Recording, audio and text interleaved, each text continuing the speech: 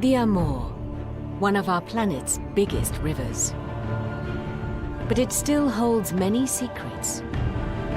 By the time it reaches the North Pacific Ocean, it has crossed some of the Earth's wildest landscapes. From the rolling grasslands of Mongolia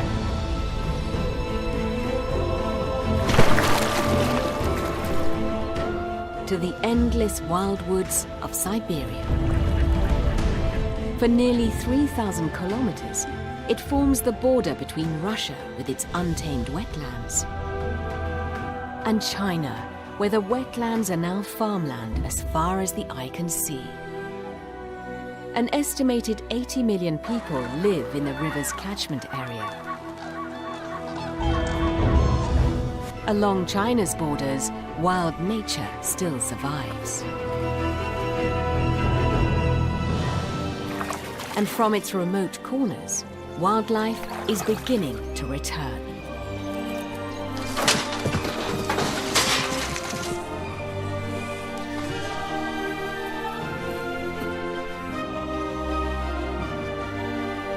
A river the Chinese call the Black Dragon. This is the Amur, Asia's Amazon.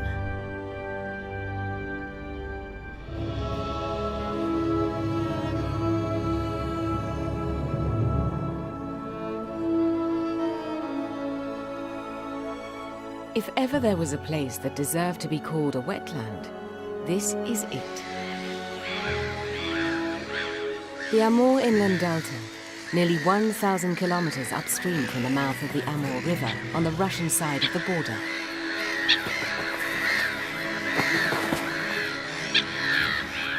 This river basin boasts some of the largest and most pristine wetlands on Earth.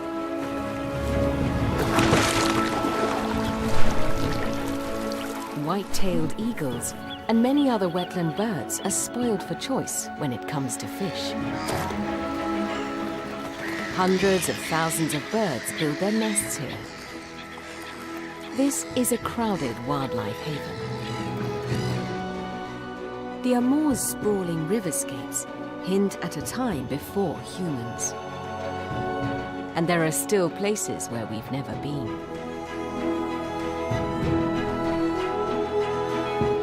The Amur River has a rich labyrinth of thousands of channels and islands.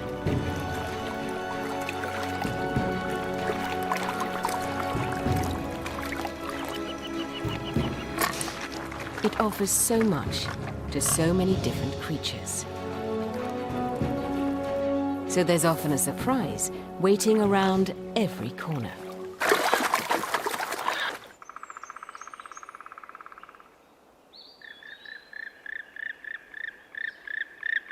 A pair of white-tailed eagles adds another layer of twigs to last year's nest.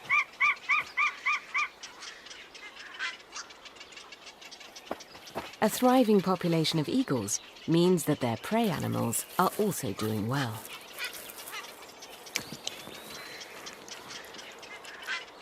Their main diet is fish.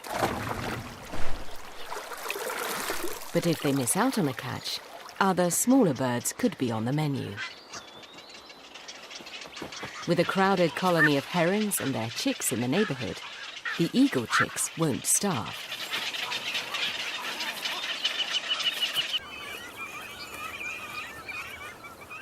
And of all the fish hunters here, cormorants have a reputation as the most voracious.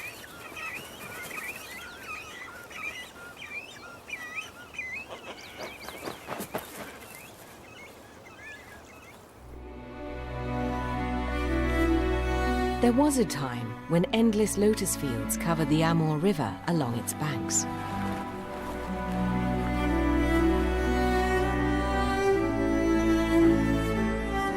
Today, this wetland wilderness ends at Russia's border with China.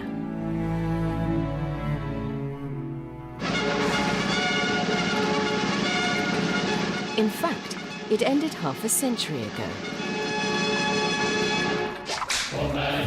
To conquer the Great Northern Wilderness was a campaign during China's Cultural Revolution in the 1960s.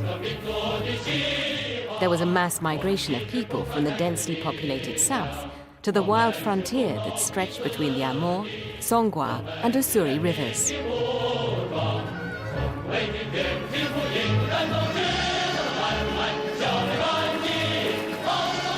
At an unprecedented rate, wilderness was converted into farmland.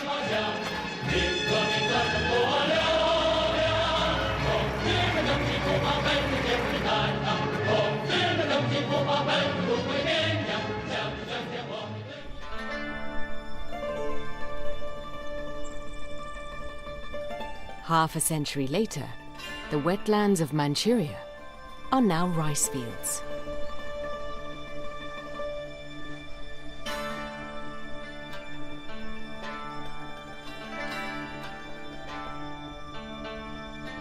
This is just one farm. There are many more along the Black Dragon.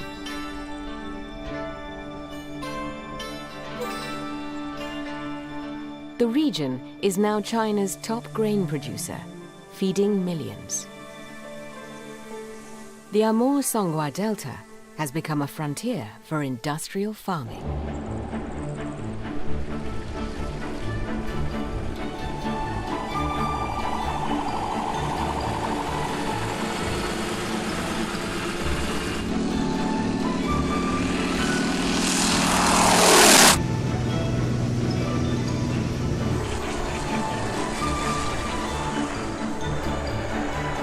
No peasants toil in rice paddies here.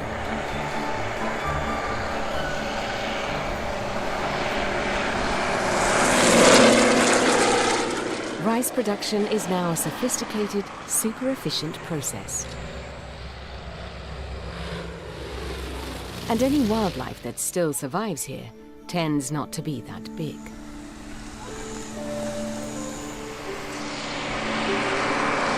In the extreme conditions of a man-made ecoculture, few species are able to cope.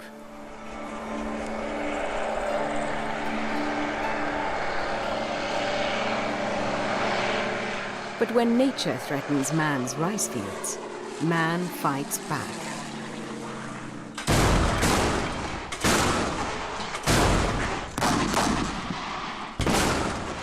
The enemy is an approaching hailstorm.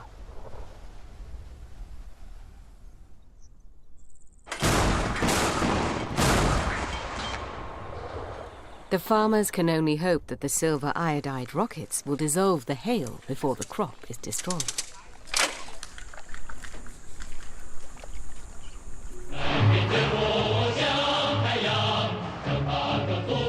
In China's Amur-Songkhla inland delta, rice and other crops have fueled impressive economic growth.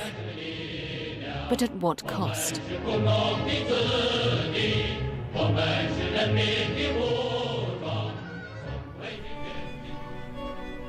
China's leaders recognize that a healing process is needed and have begun wetland conservation efforts.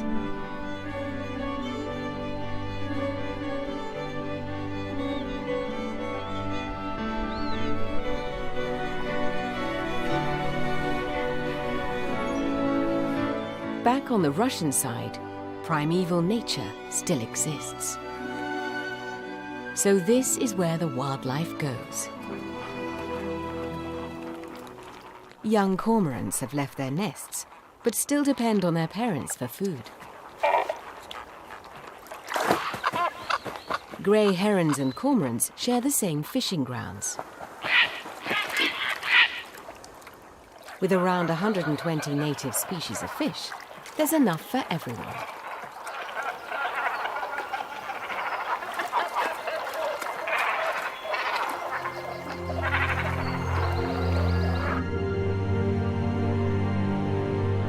One of these fish, the grass carp, also known as the white amur, is now found in commercial fisheries around the world, including Europe and the United States.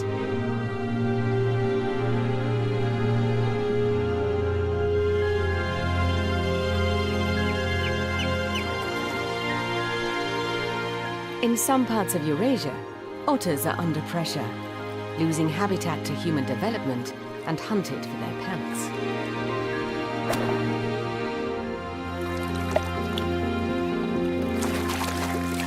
But in the Amur River wetlands, there's plenty of fish and other small prey for them to hunt and thrive.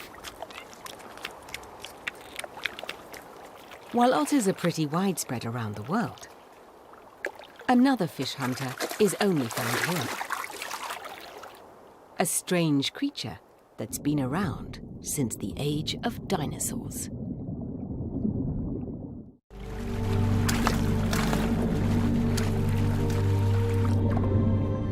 Hidden in the tributaries of the Amur River are creatures you'll find nowhere else.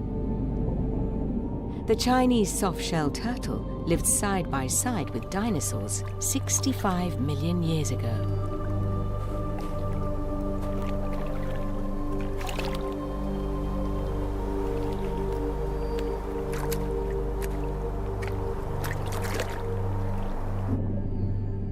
A carnivore that will eat almost anything it can find in the river. It uses its long nose like a snorkel.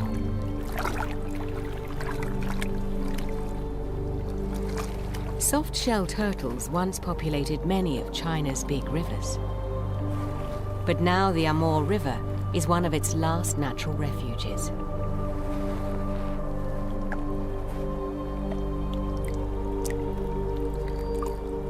They need the warm sandbanks to incubate their buried eggs.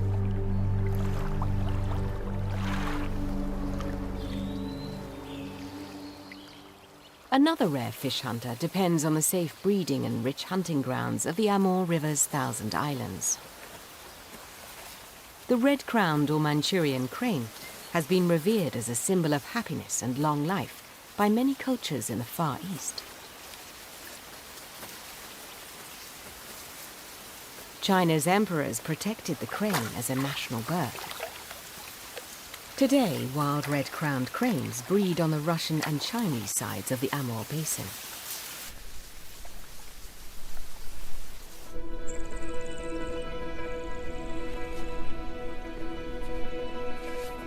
On the Chinese side, the Tai Chi crane dance recalls a time when the elegant birds would delight observers with their spring courtship on the frozen wetlands.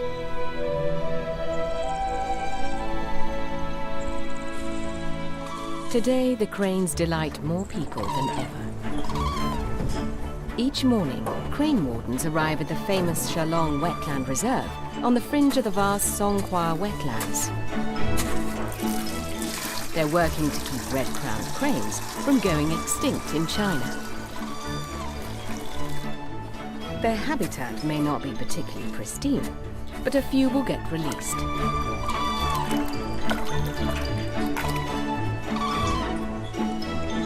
In the hope that they may join the wild flocks already nesting in the reserve.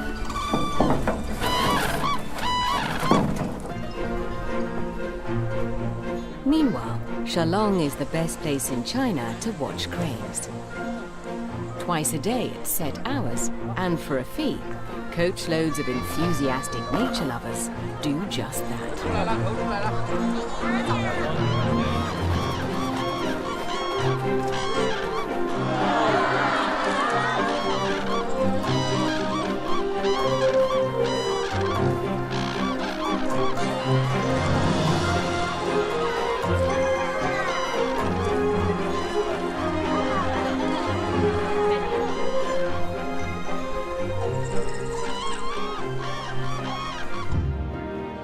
The Songhua is the Amur River's biggest tributary. Following it upstream is a journey across some of China's most productive farmland. But as it approaches North Korea, the land becomes more wooded. The Songhua starts out as a clear mountain stream flowing from one of the region's highest peaks.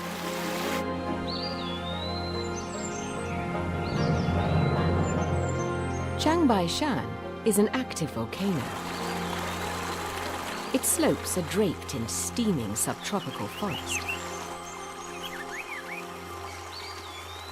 And not so long ago, this was tiger country.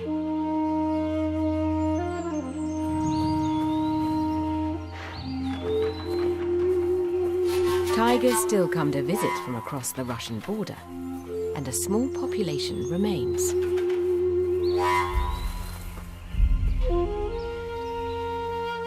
Deep inside these forests, species from China's deep south meet others from beyond its northern border.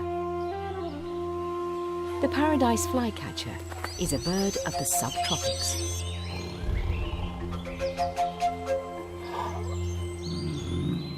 The forests that surround Chiangbai Shan and other smaller volcanoes have a different feel from the woodlands of Manchuria and Siberia along the Amur's northern tributaries.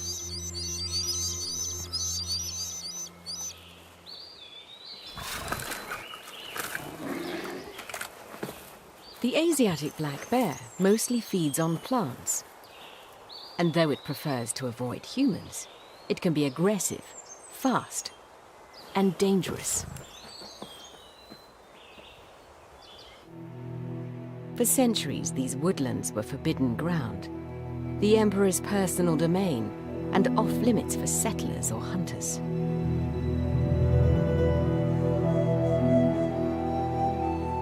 Mossy assemblies of lava rocks create enchanted spaces, reminiscent of prehistoric ruins.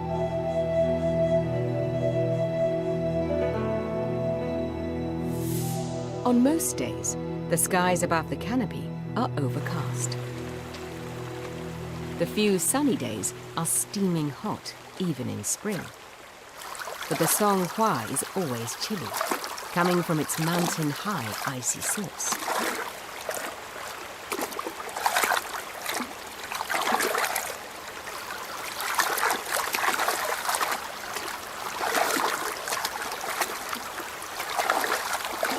There's not much fishing to be had here, but for an omnivore, these forests offer an enormous range of herbs, roots, and wild fruit, many of them unique.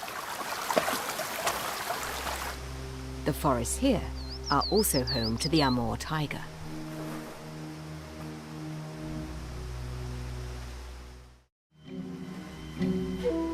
The forests along China's eastern border that extend into Russia and North Korea are virtually a no-man's land, which makes them truly wild and a great territory for the tiger to hunt.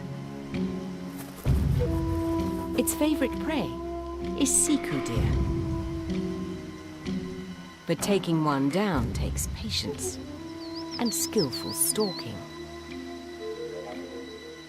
Not to mention the vital element of surprise.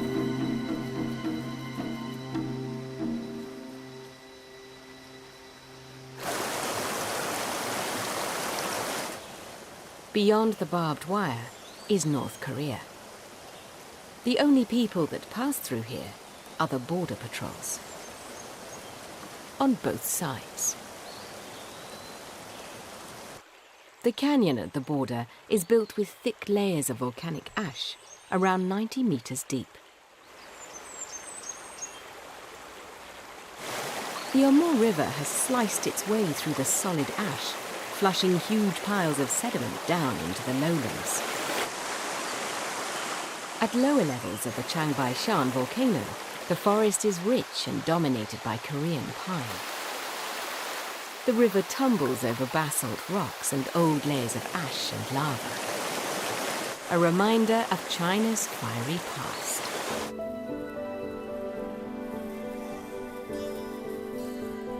In mid-June, along the tree line, mountain meadows turn into an ocean of flowers.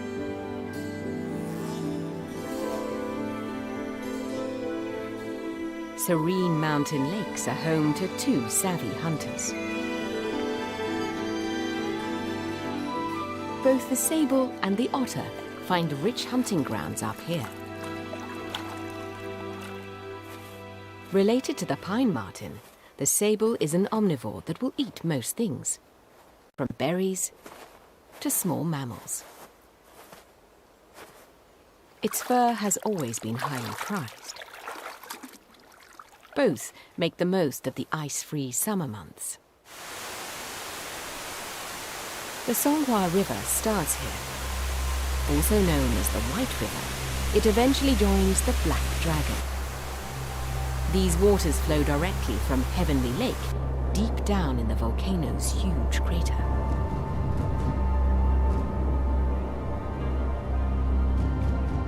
For 2/3 of the year, this is a magical, misty world.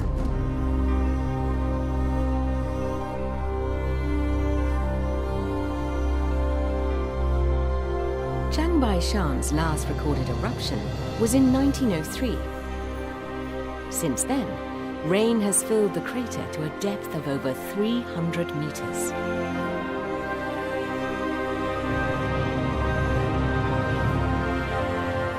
Heavenly Lake is shared by China and North Korea. Both nations have always regarded it as a mystical place and a natural shrine. Further north and close to the Russian border, a small tributary of the Ussuri River rushes over volcanic rocks.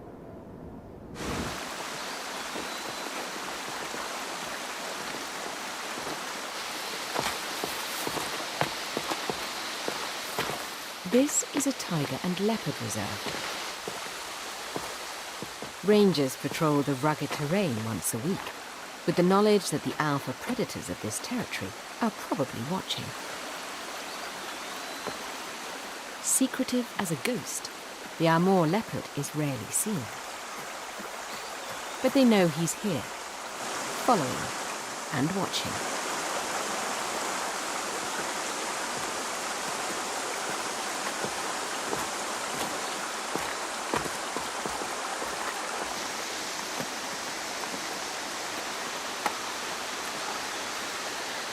The rangers place camera traps in select places to gather fresh evidence of wildlife.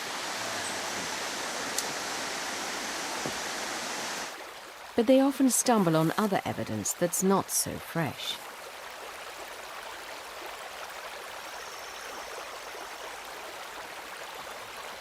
Any kills they find are meticulously noted. This time, it's a Siku deer, killed perhaps a year ago.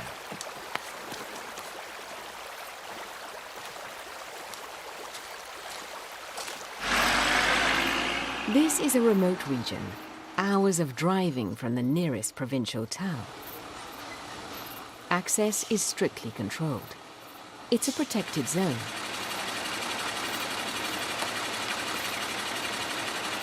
Delivering whatever needs to be delivered, even to the edge of this forest, is a logistical challenge.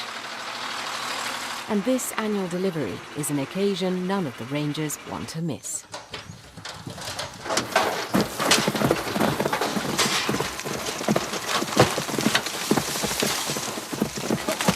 Releasing Siku deer into the wild is a gift to the forest and its big cats. In China's leopard and tiger reserve, there's an exciting entry in the guest book. A fresh footprint. Very fresh. This is an adult leopard, and it can't be far away. Although people and leopards rarely come into contact in this area, the rangers have evidence of several territorial individuals. To them, a footprint is like a fingerprint. One particular adult female has been around here for at least 2 years.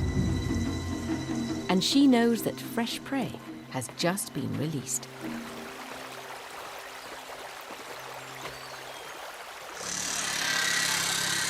Left behind during China's Great Leap Forward, a half-deserted village serves as a base for the park rangers.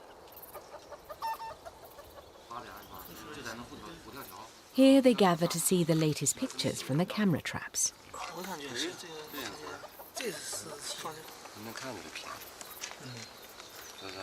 For tigers and leopards, there seems to be no lack of available food.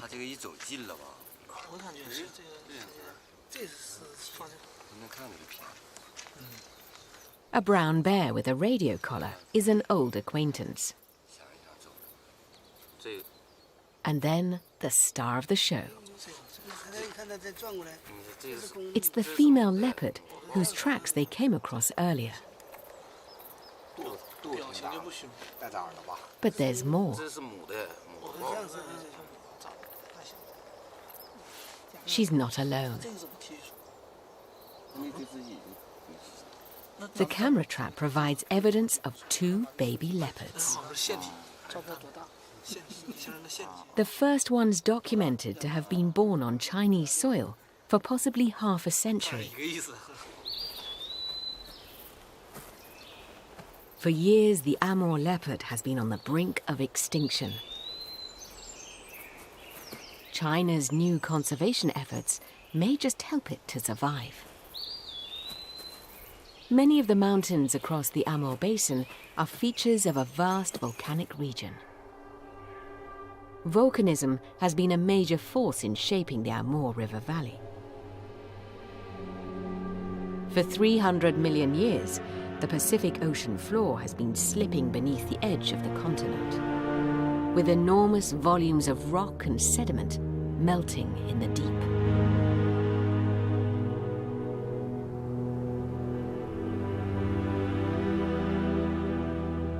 The volcanic landscape of Wudelianchi, just south of the Amur River, is one of several places in the Amur Basin where the Earth's crust is thin and rifting.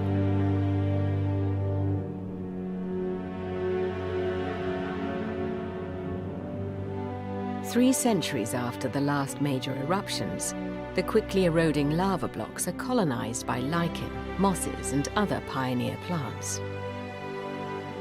As soon as plants take hold, animals quickly follow.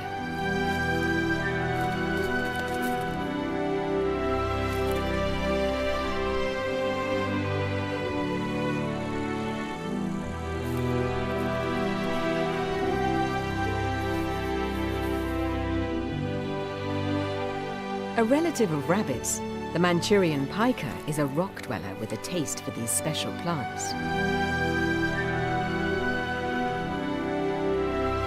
When trees take root, then the Siberian chipmunk starts to move in.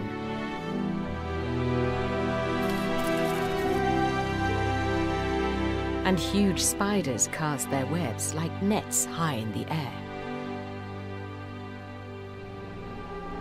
Above it all, monsoon clouds flow westward, while the Amur River quietly runs in the opposite direction. Here too, nets are cast.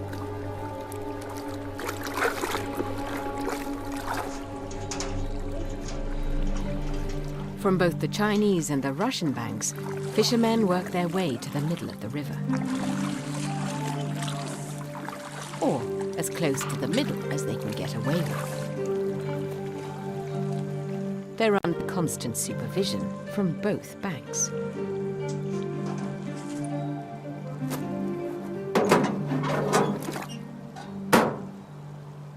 The middle of the river is the border, a vague imagined line drawn on flowing water. One of the world's longest river frontiers has seen a difficult and often violent history. The contest for the Far East began when Russian explorers and traders pushed north along the Amur. Asia's Wild East mirrored America's Wild West. In fact, Russian-claimed territories also included Alaska and a colony along the Californian coast.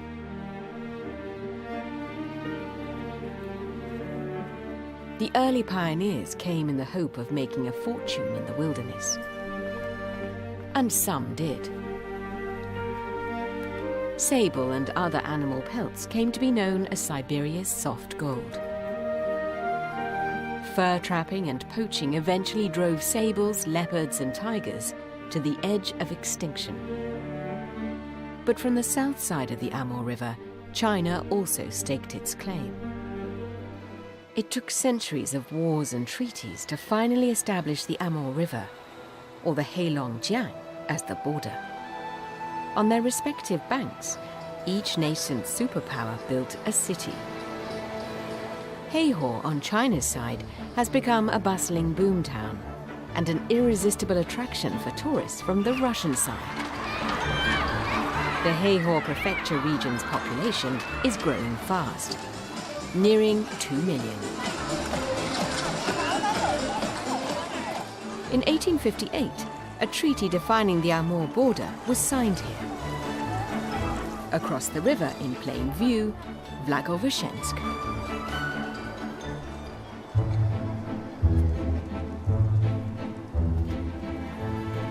No bridge connects the two neighbors. Some monuments along the esplanade hinting at a certain official distrust. But summer days are relaxed, with cross-border tourists and locals happy to mingle.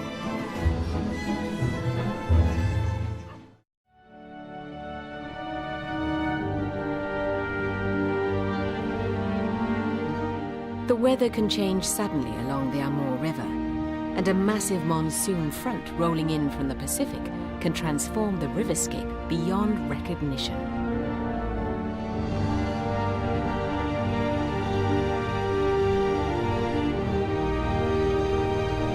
When summer skies darken, wetland dwellers know there's trouble on the way.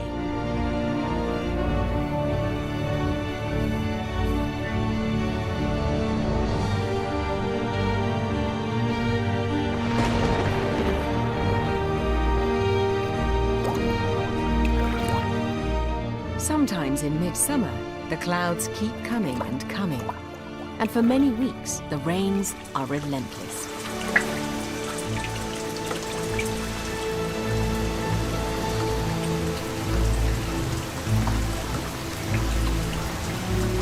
Along the Amur's middle section, the water level can change by more than 9 meters. When that happens, the Asiatic black bears make their way to the treetops.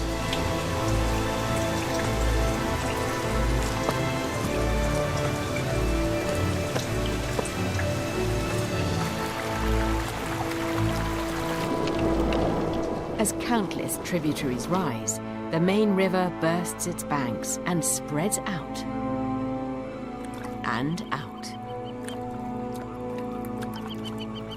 Only the young cranes that have learned to fly escape the flood.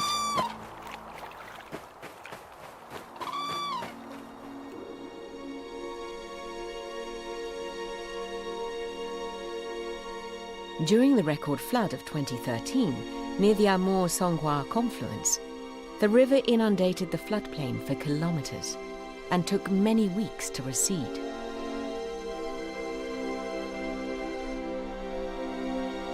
An extreme flood like that may occur once in a century. But even the regular annual floods have a great impact on vegetation, wildlife, and the landscape.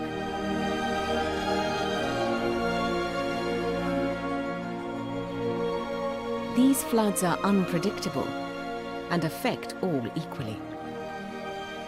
They can hit both the Chinese and Russian towns. In 2013, over 20,000 square kilometers of Chinese farmland was submerged. And in both China and Russia, thousands of people lost their homes. Each flood also kills countless wild animals, but these ground squirrels are smart enough to build their tunnels on high ground.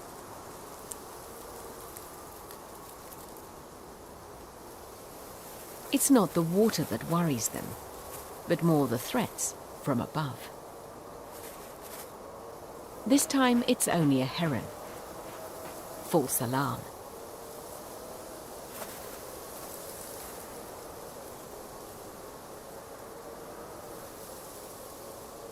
But a marsh harrier is a different matter.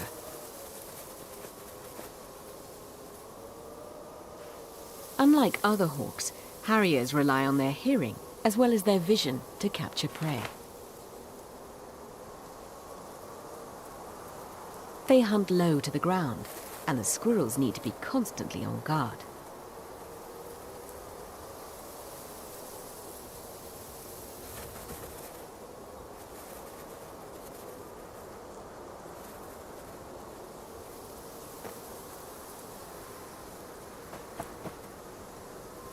Further upstream, where the dry grasslands of Inner Mongolia begin, North China's most flamboyant bird is without equal when it comes to pomp and pageantry.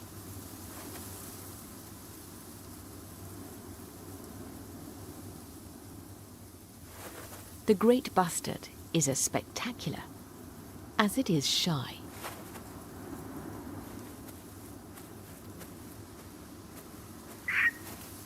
But when a female is impressed, any bashfulness is quickly dropped.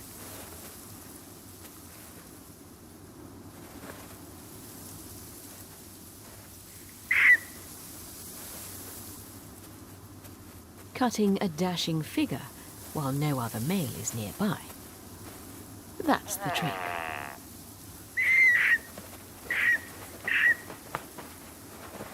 But intimate moments are rare in the open grasslands. Neighbours seem all too willing to stare and share any romantic moment.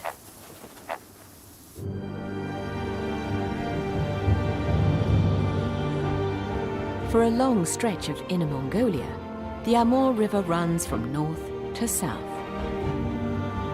Its course even marks China's northernmost point.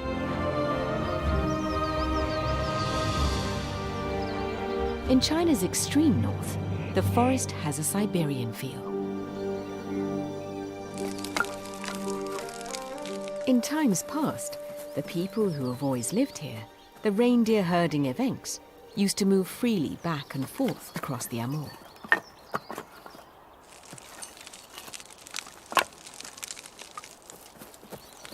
They keep their fires burning day and night. The animals seem to know that the smoke protects them from the mosquitoes that plague them in the woods.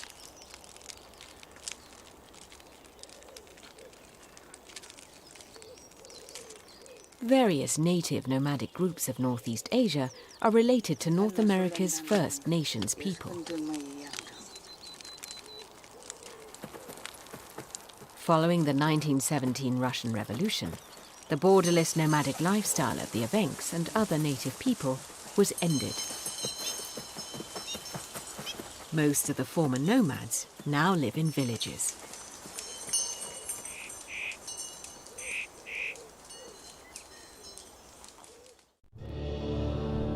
On the Russian side of the Amur, many tributaries flow down from the mountain ranges that form the Amur Basin's northern watershed. One of these is the Nora River.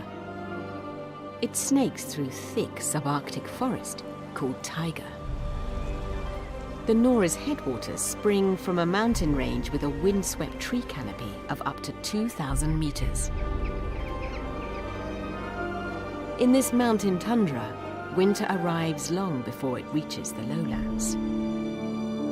The first snow drives moose, deer and bears into the valleys and south where the weather is still mild.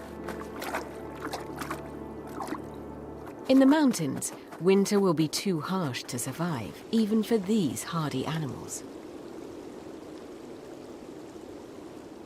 Tundra bean geese and cranes are also on their way south. For a few days, they will rest in the Amur wetlands, where autumn is still golden for a while.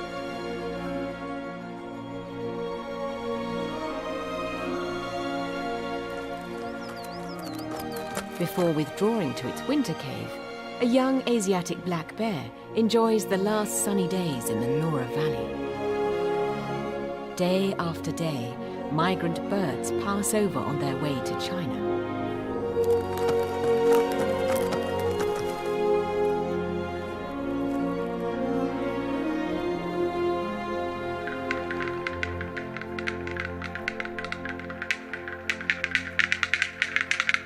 Like flamenco castanets, the courtship clacking of black-billed capercaillie echoes through the taiga. The mating season is long gone, and no females are in sight, but the males will vainly persevere until the first snow falls. Flaunting their feathers may seem pointless this late in the season, but it isn't. It's really about laying claim to the best dance floor for next year's courtship. After a long winter, the mating will start abruptly.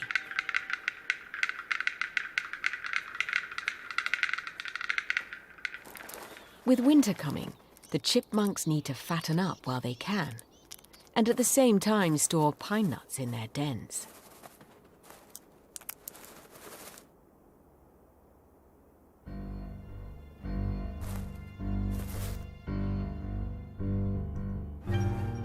Little ground dwellers are never safe from these needle-sharp talons, or those equally sharp eyes.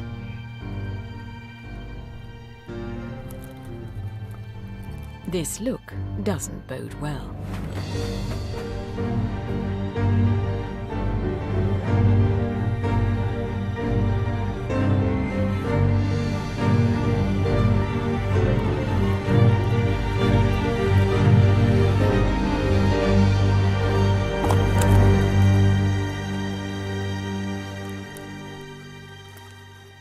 The great grey owl is the silent ghost of the tiger.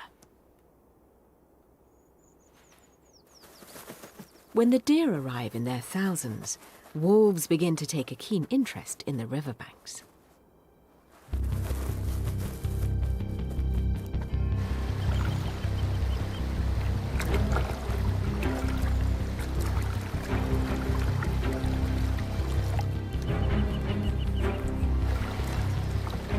The first group takes the plunge.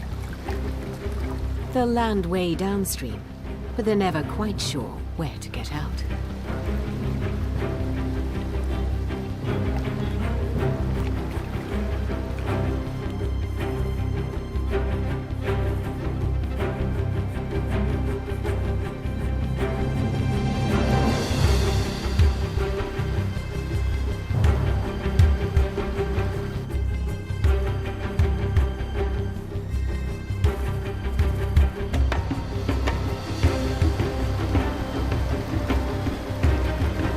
A yearling is crossing the river for the first time.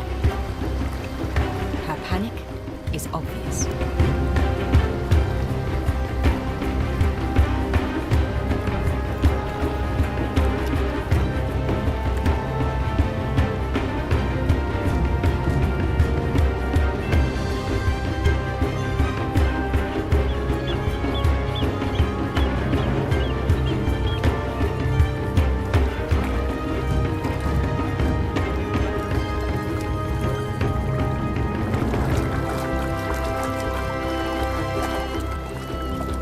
To make it across, young animals often need encouragement from the older ones.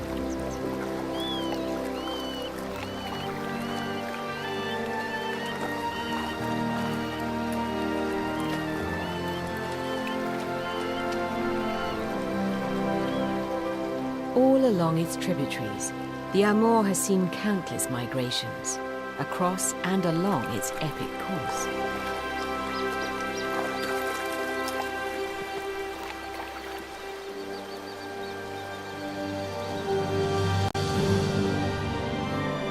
Over millions of years, the Amour River has seen landscapes, climates, and species come and go.